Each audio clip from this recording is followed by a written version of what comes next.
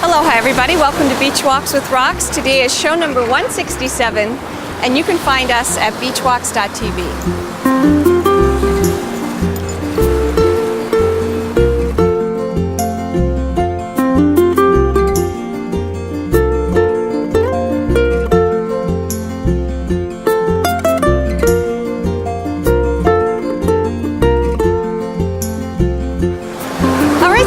We're doing something a little unusual this week. I'm going to actually try and stay on the same topic for 2 or 3 shows.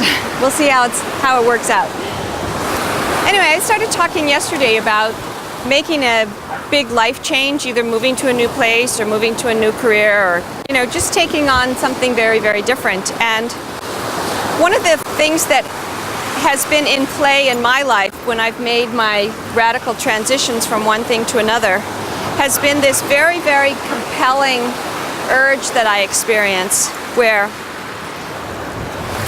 it's almost as if I didn't have a choice. Of course I did have a choice because I weighed things back and forth, but my first change that I made, maybe my most radical, was from being a scientist to being a ballet dancer. And at that time there was a book that was written called The Greening of America. And it was about corporate executives who were abandoning the corporate world, buying VW bus and living in Big Sur. So it was a really radical transition. I didn't think mine was quite that extreme, but I thought to myself, I'm just a young person in my 20s, and if I'm afraid to make a change at this time in my life, I'll really get myself in a rut for the rest of my life. So I used a little bit of that motivation on the back end to help me not be so afraid. But what really was in play was, like I said, it was this compelling reason. I couldn't sleep at night. I so wanted to explore this other world. And so what I did was I sat down and I made a bunch of lists, and I tried to think of worst case scenarios.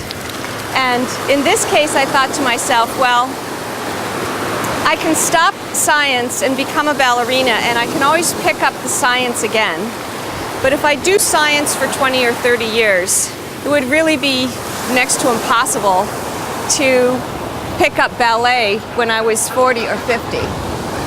So I think that's a mechanical tool that people can use in terms of exploring a change, is to sit down and look at what would the worst thing be that could happen, and then address that and see if that's worth risking. And in most cases, in my experience, it is, because the worst thing that can happen usually is not that bad. And just the fact of knowing what that might be calms me down, gets my number 2 under control, because I can have a dialogue with her that just says, you may be worrying about this, but look, the worst that could happen is ABC. I know how to handle ABC, so I'm going to go ahead and try this new thing and see what happens. So that's part 2 in the little series this week on making a big change. Let me know what works for you. I'd love to hear from you. You can Skype the conch shell at Roxanne Darling, or you can give us a call at 949-544-1456. Aloha everybody. Have a great, great day, regardless of what you're doing or where you are.